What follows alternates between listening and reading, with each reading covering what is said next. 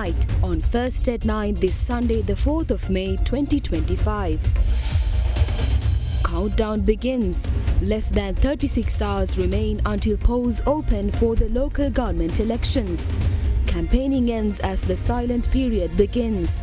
Election authorities urge the public to exercise the right to franchise, assuring that proof of identity is sufficient even without polling cards. Stronger ties. President Dissanayake begins state visit with a meeting with the General Secretary of Vietnam's Communist Party. More bilateral talks and MOUs to follow. Tourist surge. Sri Lanka welcomes 896,884 tourists in the first 4 months of 2025, completing over 30% of the year's target of 3 million. Extradited. Underworld kingpin Lokupati extradited from Belarus. Police plan to track down 20 more crime figures hiding overseas. Cinec Campus Open Day. May masa 3 වෙනි දින උදෑසන 9 සිට Cinec Campus පරිශ්‍රයේදී. From Derana, this is Derana First at 9. Live from Studio 24 in Colombo. Good evening and welcome to Derana First at 9, Sri Lanka's most trusted news source. I'm Derana joining you live with the latest in Sri Lanka and around the world. We begin with your top story. The silent period ahead of the 2025 local government elections is in effect ahead of the polls opening at 7 a.m. on the 6th of May. Election authorities urge the public to exercise their right to franchise, assuring that registered voters are permitted to vote in the election even if they have not received an official polling card.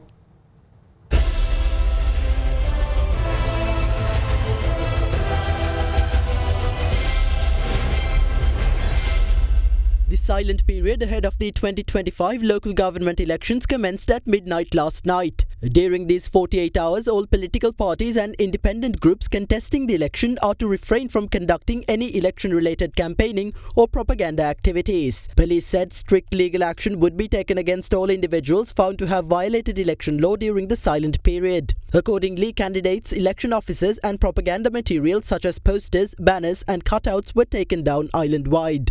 17,156,338 Sri Lankans are eligible to vote in this year's local government elections, in which 75,589 candidates are vying for 339 local government bodies. The Election Commission announced that all is ready for polling to commence at 7 a.m. on the 6th of May.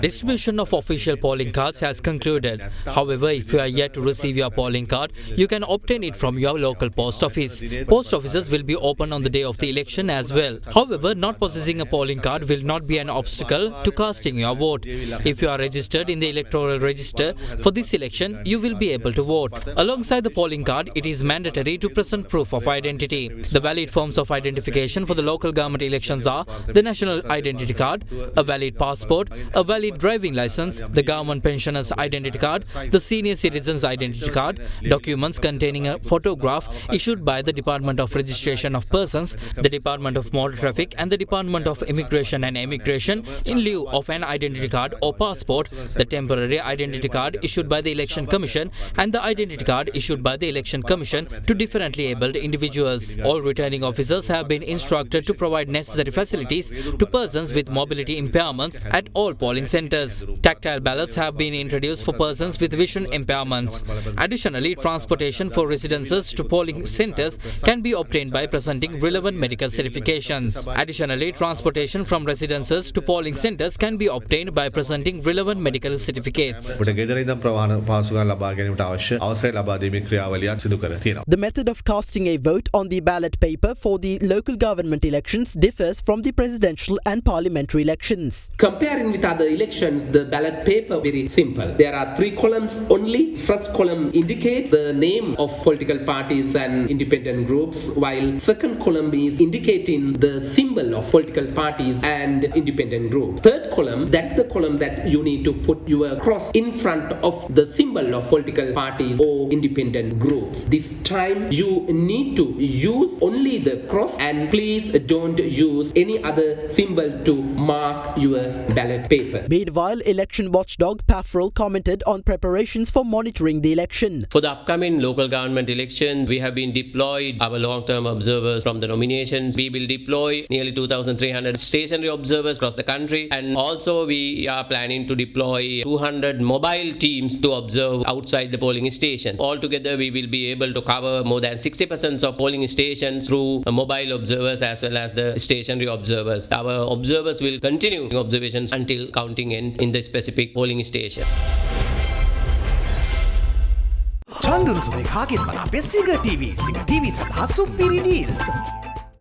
Prime Minister Dr. Harini Amarasuriya assures that underworld figures and drug traffickers no longer receive political patronage, which she asserted is the reason for the recent surge in hostilities among underworld groups. Speaking at an NPP public meeting, the Premier claimed that the government has demonstrated its commitment to changing Sri Lanka's corrupt political culture during its first months in office. A public meeting of the National People's Power in view of the local government elections was held in Rawatawatha under the patronage of Prime Minister Dr. Harini Amarasuriya. 7 months have passed since the presidential election and 6 months since the parliamentary election. Some people ask us why we haven't done certain things during this time. What have we not done? We haven't stolen or embezzled public funds. No NPP parliamentarian has been caught breaking the law. Nor have they interfered with the duty of the police on behalf of their family and friends or given their acquaintances high offices. None of these have happened yet. Isn't this the transformation you anticipated? I felt disgusted after watching a program on Derana in which NPP MP Lakmali Hemachandra was questioned by 3 parliamentarians of the opposition. They asked how the government maintains international relations with the rest of the world without proficiency in English. Indian Prime Minister Narendra Modi does not engage with foreign diplomats in English. He brought his interpreter with him on his state visit to Sri Lanka. However, the opposition is only troubled when one of our members utilizes an interpreter. We have ensured that all citizens are equal before the law. No drug traffickers or underworld leaders relieve political patronage anymore. This is the main cause of the turmoil that is prevailing among the underworld gangs at the moment. The godfathers of the underworld have lost their authority. Local government authorities were the worst iteration of the political culture which we rejected. What were former mayors in Colombo known for? What about the one in Kurunagala? This must be changed. We believe that the general public will make that change on the 6th of this month. මේවා වෙනස් කරන්න අවශ්‍යයි ඒක ඔබ 6 වෙනිදා කරනවා කියන එක ගැන අපිට විශ්වාසයක් තියෙනවා.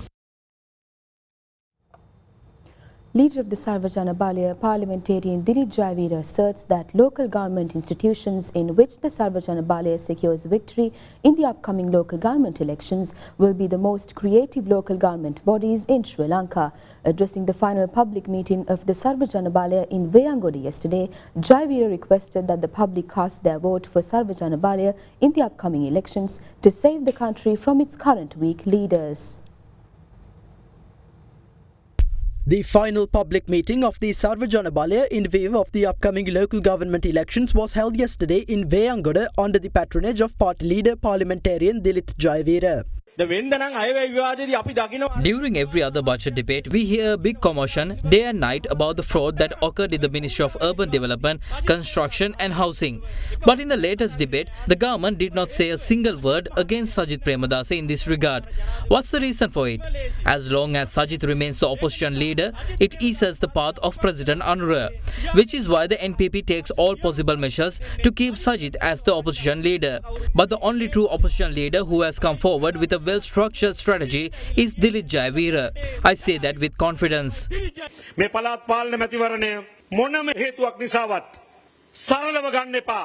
Don't take these local government elections lightly for any reasons.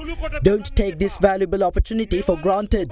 Your vote in this election will determine this nation's trajectory. We don't know how many betrayals our country has been subjected to, including the 7 mysterious agreements with India. According to political science, our country has now reached the level of a weak state. The weak leaders of this weak country demonstrate their incapability very well. Not only that, they have forgotten the pride and purity of our country. Therefore, from the bottom of our hearts, we ask you to save this country from weak leaders and betrayers by casting your precious votes for the Sarvajanabalia at the local government elections on the 6th. We assure you that local government bodies in which we emerge victorious will be transformed into the most creative local government institutions in this country. Now, leader of the opposition Sajith Premadasa vows that the Sarvajanabalia would provide truthful and realistic solutions to people's issues if elected to office in the local government elections.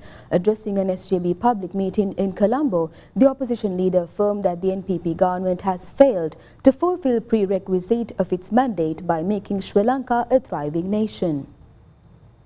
A public meeting of the Sarvajanabalia in view of the local government elections was held in Colombo under the patronage of party leader and leader of the opposition Sajith Premadasa. We will definitely win in the upcoming local government election. The National People's Power spread lies during the presidential election to win the presidency. They lied during the general election to achieve a 2/3 majority. The responsibility of the country was given to President Dissanayake to make the NPP manifesto a reality by creating a thriving nation and a beautiful life. However, I would like to ask whether a thriving nation has been created, or at least whether the journey towards the goal has commenced. Have your lives become beautiful? Only one thing has become a reality: the deception has taken over the nation. After lying throughout the presidential and parliamentary elections, the government has become bold enough to unfold another list of lies during this election as well. It has been 5 years and 3 months since the inauguration of Sarvajanabalia. We have only faced 3 major elections under the symbol telephone. The local government election will be the turning point for the Sarvajanabalia as well as the country. We will provide solutions to all your issues truthfully and realistically without lies through our social democratic plan. We wish everyone strength to lay the foundation for a new era under our philosophy. President Dissanayake commenced his official visit to Vietnam today with a discussion with the General Secretary of the Communist Party of Vietnam, To Lam. During his visit, the Sri Lankan president is also scheduled to meet with several high-level Vietnamese dignitaries, including both the president and prime minister. President Dissanayake will also deliver the keynote address at the United Nations Day of Vesak celebrations in Vietnam. After departing Sri Lanka yesterday evening, President Dissanayake touched down at Nobai International Airport in Vietnam this morning. He was welcomed by the Deputy Minister of Foreign Affairs and member of the Central Committee of the Communist Party of Vietnam, Nguyen Man Quang. Also present at the welcoming ceremony were Deputy Minister of Ethnic and Religious Affairs Nong Thi Ha, Vietnamese Ambassador to Sri Lanka Trin Thi Tham, and Sri Lankan Ambassador to Vietnam Udam Poshita. Today, President Dissanayake held discussions with General Secretary of the Communist Party To Lam in Hanoi. The Sri Lankan President is also expected to meet with both the President and Prime Minister of Vietnam during the visit. President Dissanayake will be the chief guest at the 20th United Nations Day of Vesak celebration, where he is scheduled to deliver the keynote address. The 3-day state visit will include a range of events covering political, economic and cultural topics. Highlights of the visit include high-level bilateral meetings and the signing of several memoranda of understanding. Following the meeting, President Dissanayake visited the Bai Din Temple, one of the largest Buddhist temples in Southeast Asia, this afternoon, where he paid homage and sought blessings. He then paid respects at the offshoot of the Sri Mahabodhi located within the temple grounds. This sacred tree is a branch of the Sri Mahabodhi in Anuradhapura, donated by Sri Lanka in 2023. President Dissanayake also officially opened the protective wall built around the Bodhi, which was constructed under the technical guidance of the Central Cultural Fund of Sri Lanka. As a gesture of goodwill, President Dissanayake presented a memento to the chief incumbent of the temple. Now, Japanese Minister of Defense Gen Nakatani paid a courtesy call on Prime Minister Dr. Harini Amarasuriya at Temple Trees today. The discussion focused on strengthening cooperation between Japan and Sri Lanka, particularly in the areas of defense and regional security. According to the Prime Minister's office, Minister Nakatani reaffirmed Japan's commitment to collaborative efforts in ensuring peace and stability across the Indo-Pacific region. He also emphasized Sri Lanka's strategic importance in maritime security and regional connectivity. Meanwhile, Prime Minister Dr. Amarasuriya acknowledged Japan's continued support through development partnerships via the Japan International Cooperation Agency. The meeting further explored opportunities in trade, investment and tourism, with both parties agreeing to deepen engagement across 5 key sectors. Sinec campus open day මැයි මස 3 වැනි දින උදෑසන 9 සිට Sinec campus පරිශ්‍රයේදී. Now, the infamous Underworld figure known by the alias Lokupati, who is the main suspect of the murder of Surendra Vasantha Perera, alias Club Vasantha, was extradited to Sri Lanka from Belarus this morning. Police media spokesperson SSP Buddhika Manatunga asserted that measures have been initiated to extradite around 20 other criminals seeking refuge in Dubai, India and Canada back to Sri Lanka. A shooting was reported during the opening ceremony of a tattoo studio in Aturugiriya on the 8th of July last year, which injured 6 and killed 2 persons. One of the deceased was identified as a well-known businessman named Surendra Vasantha Perera, alias Club Vasantha. The owner of the tattoo parlor in question later confessed that the venture was funded by an underworld figure known by alias Lokupati, who had instructed him to invite the deceased Surendra Vasantha Perera to the opening ceremony. Against this backdrop, the main suspect of the murder, notorious underworld figure Sujiva Ruwankumara de Silva, alias Lokupati, who was seeking refuge in Dubai, was extradited to Sri Lanka this morning.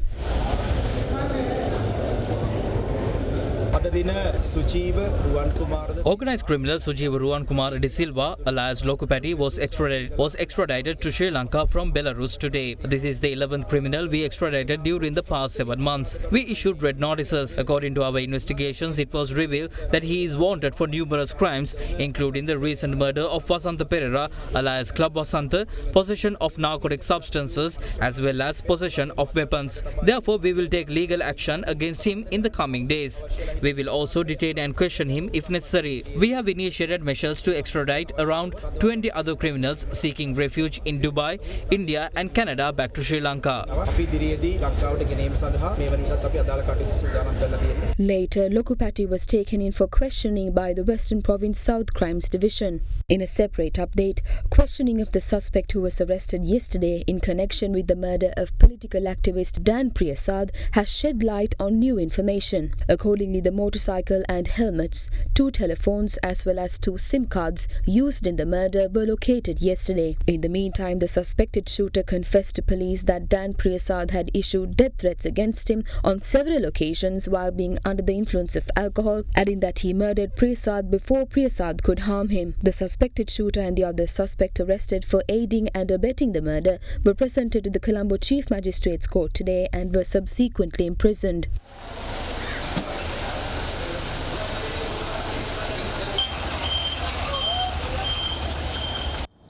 According to police sources, 4 third-year students have been apprehended in connection with the recent death of a student at the University of Sabragamua.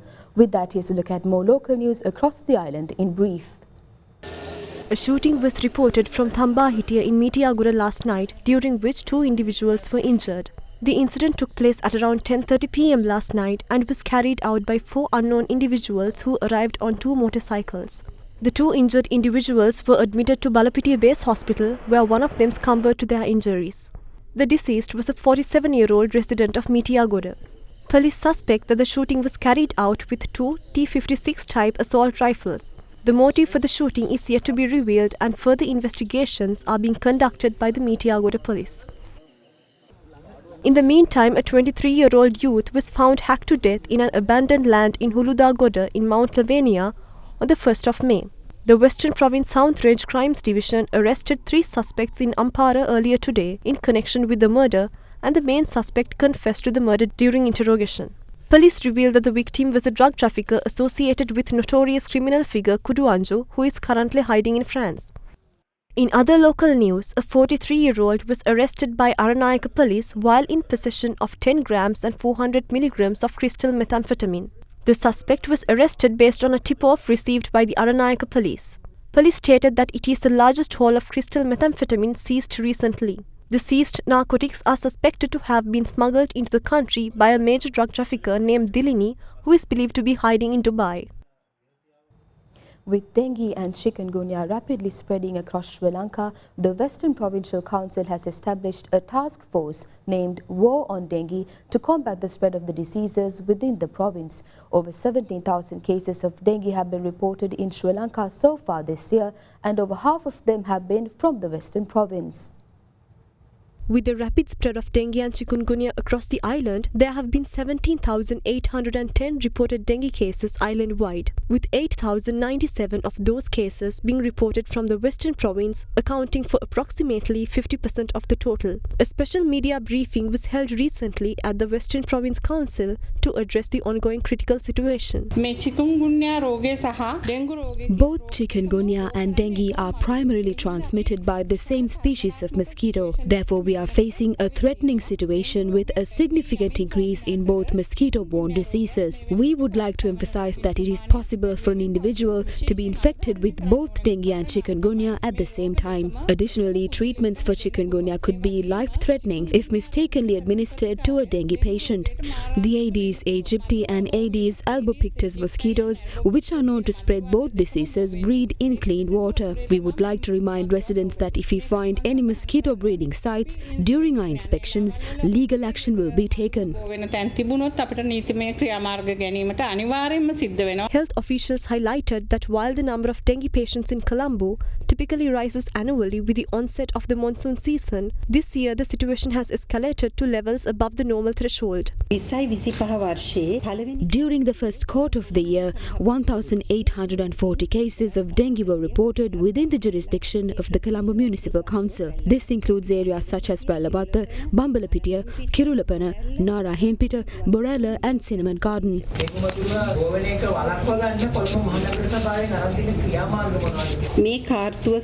In the quarter, we have inspected 70,000 houses, issued 1,724 notices and taken legal action in 471 cases. The Colombo Municipal Council requests that information regarding abandoned land and other places that could be breeding sites for dengue mosquitoes be reported via the telephone number 0112 696 594. Children spend a significant amount of time at schools and preschools during the peak period of dengue and chikungunya transmission. There are 1,340 schools and 3,600 preschools in the Western Province, and the total number of children is approximately 900,000. We have issued instructions and circulars regarding clean-up campaigns in schools, and we have given an hour of these schools to conduct these campaigns every Friday.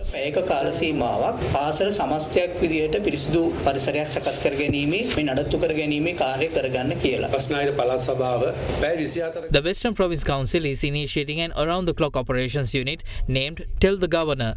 You can contact this unit through the telephone numbers 011 209 2720 and 011 209 2721. You can use the fax number 011 20 927 05. ප්‍රශ්නායක පළාත් සභාව මේ ගෙන යන වැඩපිළිවෙලට ඔබේ පූර්ණ දායකත්වය ලබා දෙන්න.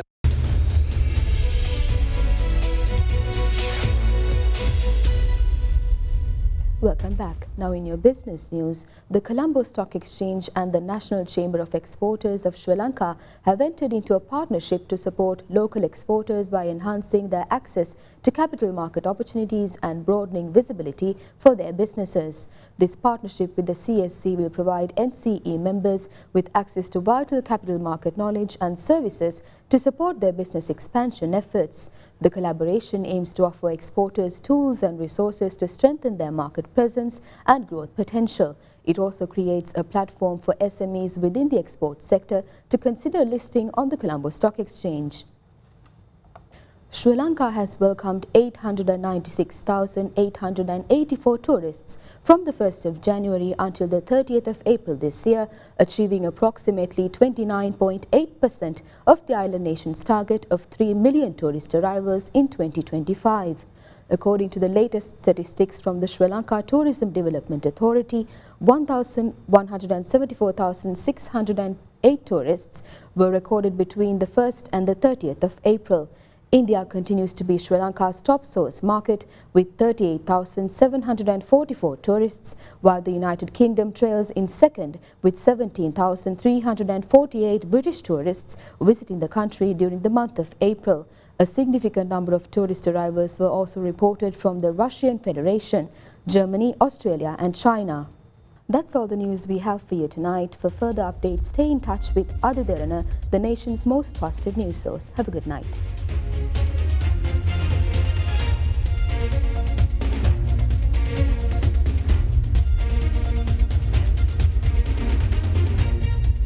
For news and information you can trust 24 hours a day, visit adaderana.lk.